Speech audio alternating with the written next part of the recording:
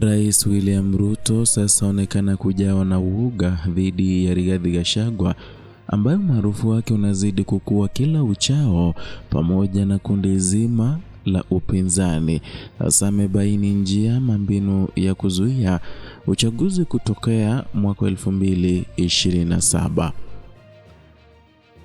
Jambo na karibu kwa taarifa zetu za Kenyascope, na kumbuka kusubscribe. Maandalizi uchaguzi mkuu wa mwaka 2027 yanakabiliwa na changamoto kubwa za kifedha baada ya hazina ya kitaifa kufichua kuwa hakuna mgao wa bilioni 9.2 uliotengwa kwa shughuli hiyo katika makadirio ya bajeti ya hivi karibuni. Hali imezua wasiwasi kuhusu uwezo wa Tume Huru ya Uchaguzi na Mipaka IEBC kutekeleza majukumu yake kwa wakati na kwa ufanisi. Na katibu mkuu wa hazina Daktari Chris Kiptoo alieleza kuwa hali hiyo mbele ya kamati ya bajeti na matumizi ya bunge la kitaifa, ambapo alihimiza wabunge kufikiria upya suala hilo kabla ya kuwasilisha ripoti yao wiki ijayo. Kiptoo alikuwa akiwasilisha makadirio ya bajeti ya mwaka wa fedha 2025-2026 pamoja na zile za muda wakati kwa niaba ya waziri wa fedha John Mbadi.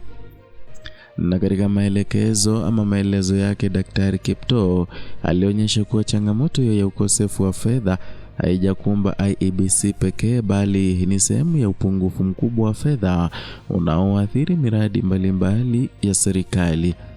Alitaja mapato ya serikali ambayo yako chini ya matarajio kuwa chanzo kikuu cha changamoto hizi za kifedha. Na katika kikao hicho ilibainika kuwa IEBC pia inakabiliwa na madeni ya bilioni 3.8, ambapo hapo awali bilioni 2.65 ni ada ya kisheria ya milioni 298 ni gharama za vifaa vya uchaguzi.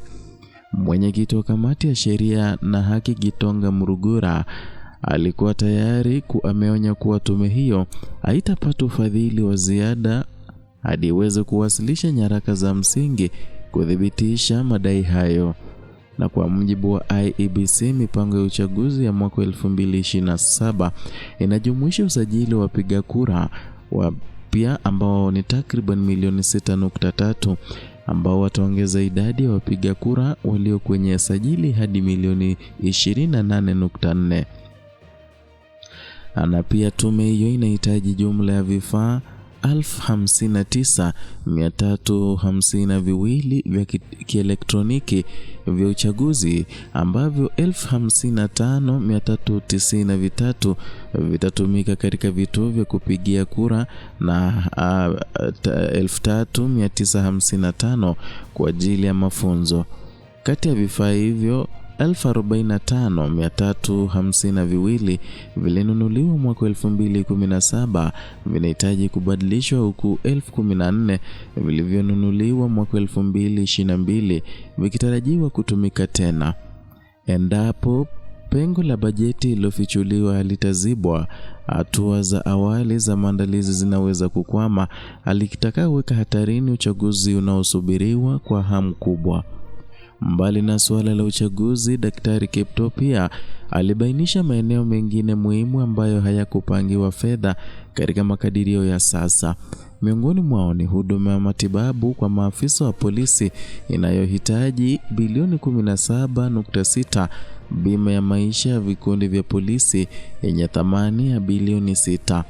Vilevile, ufadhili wa masomo ya elimu ya juu kupitia HELB unahitaji bilioni 34, huku bilioni 11.3 zikihitajika kwa ufadhili wa vyuo vya kiufundi ama ukipenda TVET. Na katika bajeti hiyo ya mwaka wa fedha 2025-2026, serikali inatarajia kukusanya mapato ya trilioni 3.3 sawa na 17.2% ya pato la taifa ama ukipenda GDP, huku matumizi ya jumla yakitarajiwa kufikia trilioni 4.2 sawa na 22% ya GDP. Hii inatarajiwa kupunguza nakisi ya bajeti hadi 4.5% ya pato la taifa. Kiptoo alieleza kuwa mfumuko wa bei umeshuka hadi 4.1% kufikia Aprili mwaka 2025 kutoka kilele cha 9.6% mnamo Oktoba mwaka 2022, akisisitiza kuwa hali hiyo ni dalili ya kurejea kwa uthabiti wa kiuchumi licha ya changamoto zilizopo.